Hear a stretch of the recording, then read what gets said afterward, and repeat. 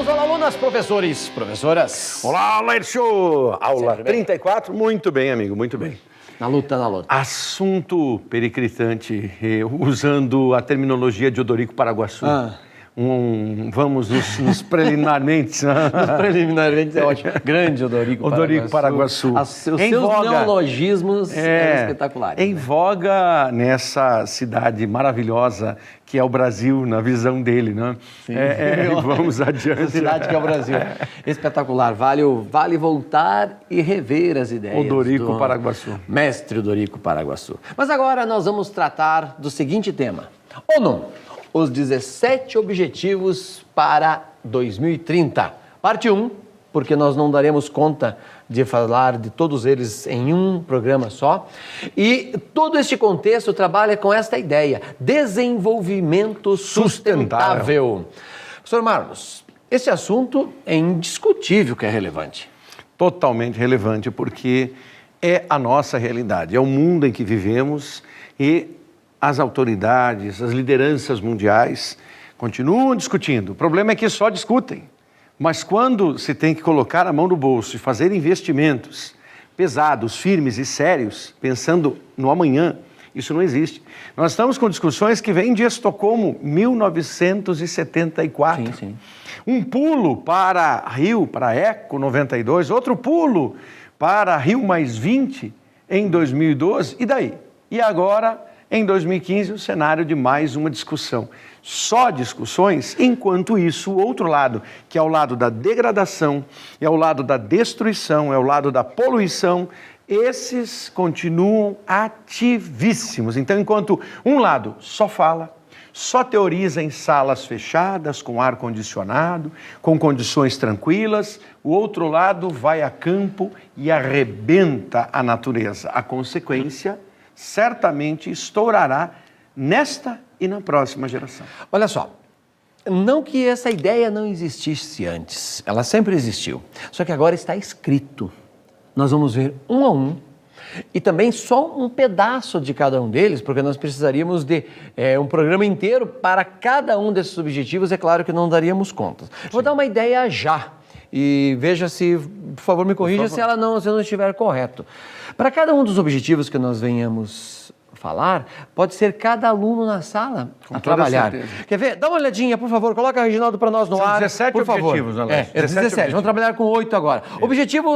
Objetivos sustentáveis, né? Do desenvolvimento sustentável. Olha o primeiro, olha o que ele diz. Note que eu tenho aqui no cantinho o símbolo. Opa, deixa eu tirar isso aqui da tela. Eu coloquei aqui no canto, vai aparecer em cada um deles o símbolo que a ONU adotou. No caso, o primeiro, erradicação da pobreza. Tudo bem? Ela faz essa anotação e daí vem a descrição do objetivo 1. Acabar com a pobreza em todas as suas formas. Em todos os lugares. É uma coisa de muito fôlego, Até 2030, erradicar a pobreza extrema para todas as pessoas em todos os lugares. Atualmente, medida com pessoas vivendo com menos de 1,25 dólares por dia. Então, aquilo que eu falei no início, dá um tema para alguns 2, 3 alunos escreverem na sala. O objetivo 1. Distribua, professora. Você, aluno que está nos vendo, veja, será que eu gostei do 1 ou será que eu vou gostar do 2? Dá uma olhadinha lá, veja o que diz o 2. Só acerca da pobreza, apenas só para pontuar, amigo. Então, quando se pensa nesses 17 objetivos e a pobreza, a ONU há muito tempo vem, de alguma forma, defendendo a erradicação completa e absoluta da pobreza. Até aí a ONU está mais do que coberta de razão naquilo que é a sua função precípua também. Mas o que acontece? A ONU continua não vencendo a pobreza na América do Sul, no Oriente Médio, mas sobretudo na África.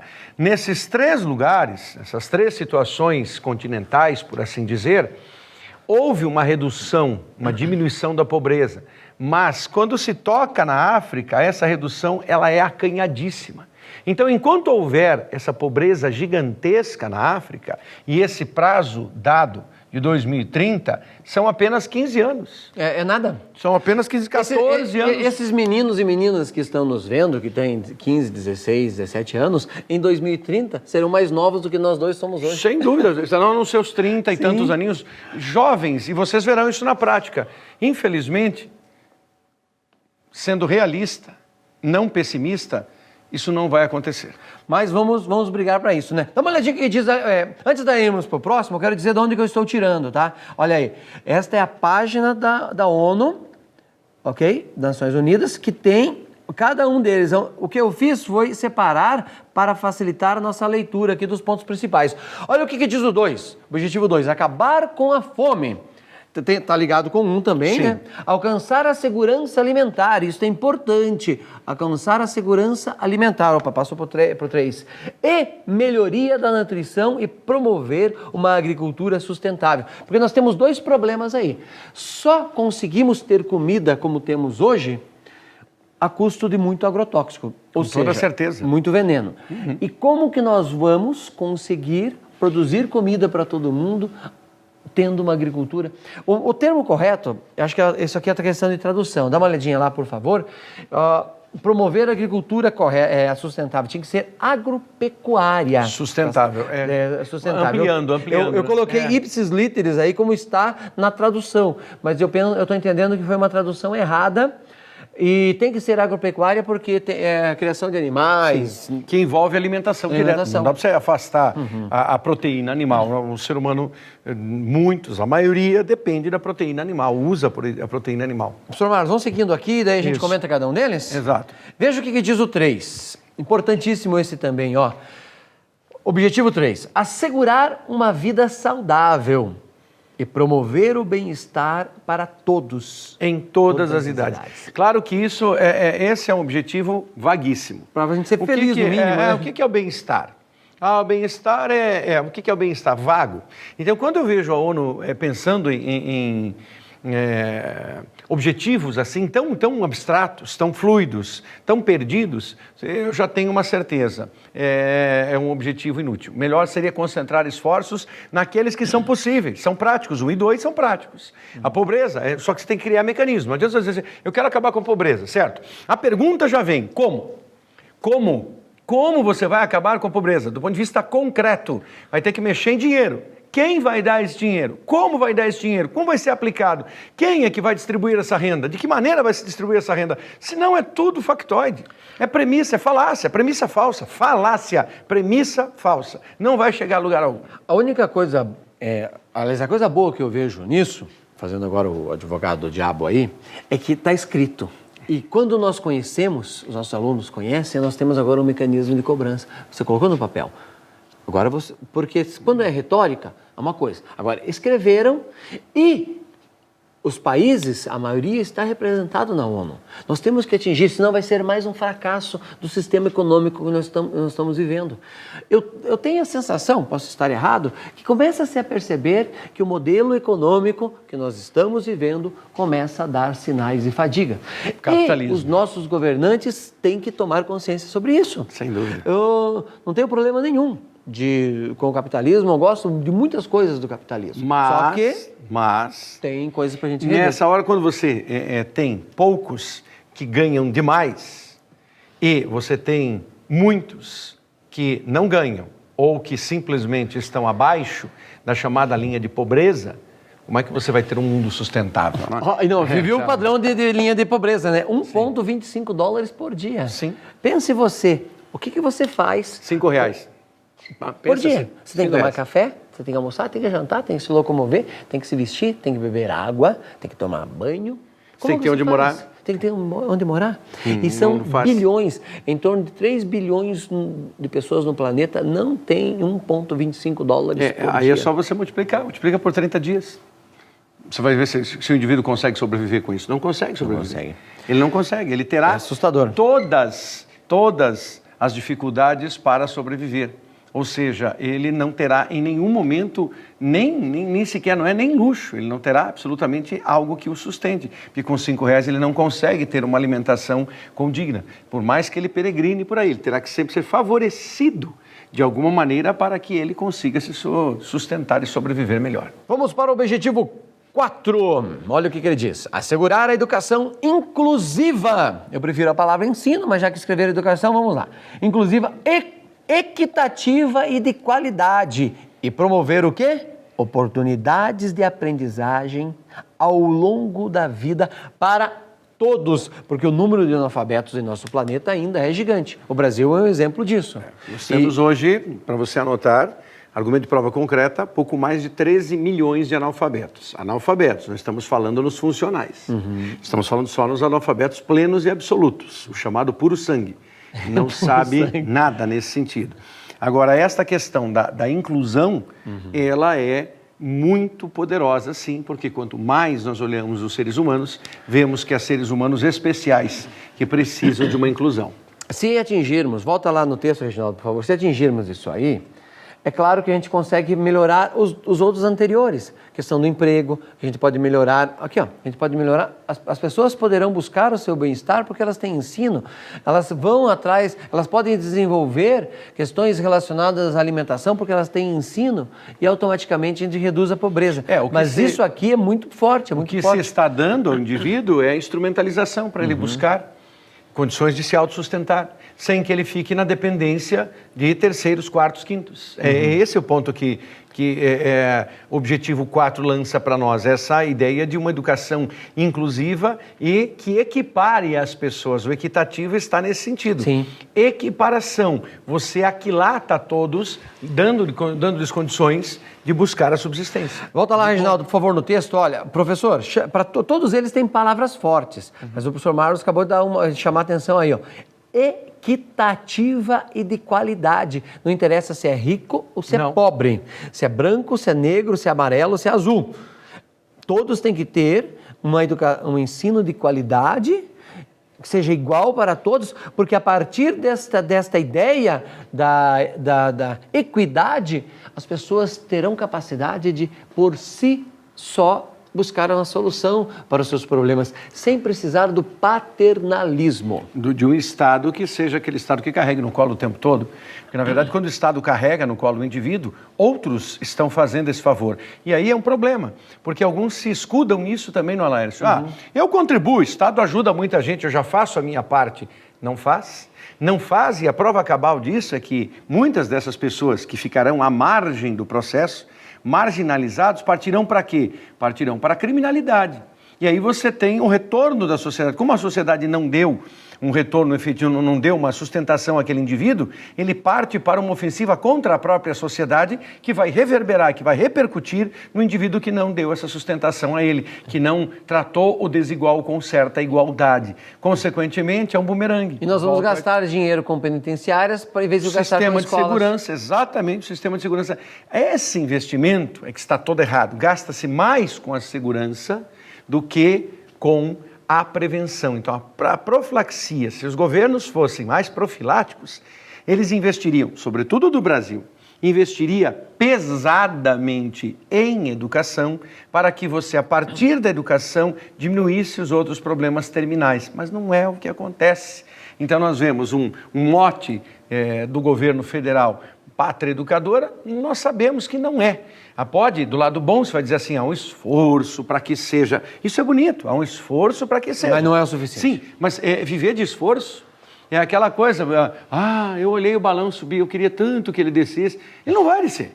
Se ele vai embora, aí vai embora, vai se perder, enfim, acabou. Ele tem gás lá dentro, aí alguém vai dizer, não, mas esqueça. O que nós precisamos são escolas que tenham biblioteca. Precisou que Luiz Inácio Lula da Silva assinasse uma lei em 2010 para obrigar as escolas, num prazo de 10 anos, aqui no Brasil, a terem biblioteca. Ciente de que quase 100 mil escolas, esses números são do MEC, você pode avaliar, quase 100 mil escolas, eram 99 mil, em 2010, não possuíam biblioteca. E bibliotecas, em sua maioria, com livros didáticos. Não aquele como é que uma biblioteca vai funcionar se não... Como é que uma escola vai funcionar sem biblioteca? É inaceitável. Como? É como um carro sem motor. Exatamente. Como é que você vai dizer que escolas funcionam sem banheiro? E nós temos hoje mais de 10% das escolas brasileiras que não têm banheiro. Como é que pode você trazer uma criança, levar uma criança para deixar, não tem banheiro, como é que é? E a criança e as suas necessidades, o que ela faz? Ela faz ali, ela despacha e fim de papo. Quer dizer, que premissa é essa que acontece no Brasil? Agora, se a ONU olhar o Brasil dessa forma, quiçá a África. É verdade. Quiçá a África. Se nós estamos com problemas, então vamos olhar alguns países africanos. Veja o que diz o 5. Objetivo 5º. Alcançar igualdade de gênero. Outra bronca pesada que nós temos que pensar. Olha, igualdade de gênero. E olha que interessante a frase. Empoderar todas as mulheres e meninas.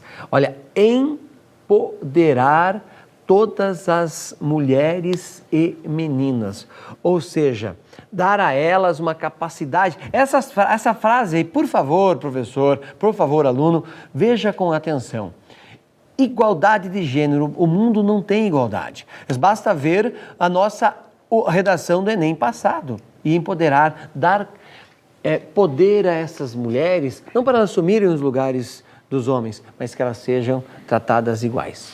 Não é possível entendermos, partindo do Brasil também, como uma premissa para outros lugares, que a mulher tenha, via de regra, quase 30% de diferença salarial entre o homem e a mulher. Isso em cargos intermediários. Quando pensamos em cargos elevados, gerência, diretorias, a diferença de salário entre homens e mulheres quase chega aos 40%, 38 ponto alguma coisa. Uhum. Então, que igualdade de gênero é essa? Essa igualdade de gênero é uma ação mundial que precisa começar já na educação de base. É dizendo que meninas e meninos são potencialmente iguais. Não há diferença, apenas constituições, mas que o menino não está num patamar de superioridade como muitos assim o entendem. E alguém vai dizer assim, tá, mas como é que isso vai ser um objetivo para os países do Oriente que têm outras situações? Bom, aí é claro, as particularidades precisam ser tratadas em cada localidade, mas sendo uma premissa geral, você atingirá muitos países que não têm problema nenhum, como é o caso do Brasil, e são extremamente voltados ao machismo, à soberba do homem em relação à mulher. E é o seguinte, quando existe o ensino, as pessoas superam essa parte. Basta ver a pequena evolução que o Irã teve, em termos de ensino, já houve uma melhora. A toda a nossa Idade Média, ou até bem pouco tempo, é só olhar a história do Brasil, a história dos Estados Unidos, ou mesmo a história da Inglaterra, como as mulheres eram tratadas. Ou como o Japão trata parte de suas mulheres, ou como a China, a segunda potência do mundo, trata as suas mulheres. Então, isso tudo tem que ser pensado. Quem trabalhar com este tema tem uma gama espetacular para discutir e daí apresentar para os colegas da classe. Exatamente. E implementando isso, você dará também passos para fazer leituras infográficas, leituras estatísticas, que são os argumentos de prova concreta que mais tarde transformar-se-ão em índices que você pode usar num texto redacional. Vamos para o 6º, que diz o seguinte: assegurar disponibilidade e gestão, olha que bacana isso aí, esta ideia é espetacular, sustentável da água. Tem um objetivo só para este alimento. Os primeiros lá falavam do alimento em geral, mas aqui nós estamos falando específico. Só deste alimento, que ele serve tanto para a minha alimentação como para evitar que eu fique doente quando a gente pensa em saneamento básico. E não existe saneamento básico sem água. E é claro que aí vem embutida a ideia de que a humanidade precisa trabalhar melhor a questão do esgoto. Ou seja, tem que entender a questão do esgoto e perceber que sem um trabalho cuidadoso em relação ao esgoto, nós teremos problemas. Sim, indiscutível. Os mais diversos. Então, tratar da questão do saneamento básico é você ter água potável, água límpida, em condições de consumo humano e que efetivamente também auxilie. No Brasil, há muitos anos, o que você tem? Sempre remontando a nossa realidade. O flúor na água. Por quê? Por uma razão profilática e inteligente. Porque se você coloca o flúor na água, você vai depois dando a quem ingere esse líquido uma condição de melhorar a sua arcada dentária. Qual é a consequência? Vai ter menos problemas lá na frente. São atitudes assim mais barato. Parecem pequenas, mas sem as quais não funciona. Professores, estou nessa aqui. Professores, alunos, olha só, isso que a gente está trabalhando aqui é para todo o ano de 2016. Sim. Esses 17, essa primeira parte, já vamos encerrar a primeira, essa parte, vem a segunda, mas isso aqui é um assunto para todo o ano de 2016. Esses 17 temas, se ele for trabalhado na sala, repito, não precisa ser tema a ser tratado em um momento por toda a classe. Você pode distribuir, grupo de 2 ou 3, e esse grupo vai apresentar esse tema para a classe. E em cima disso, desenvolver no aluno a capacidade de comunicação, a capacidade de argumentação. Sim.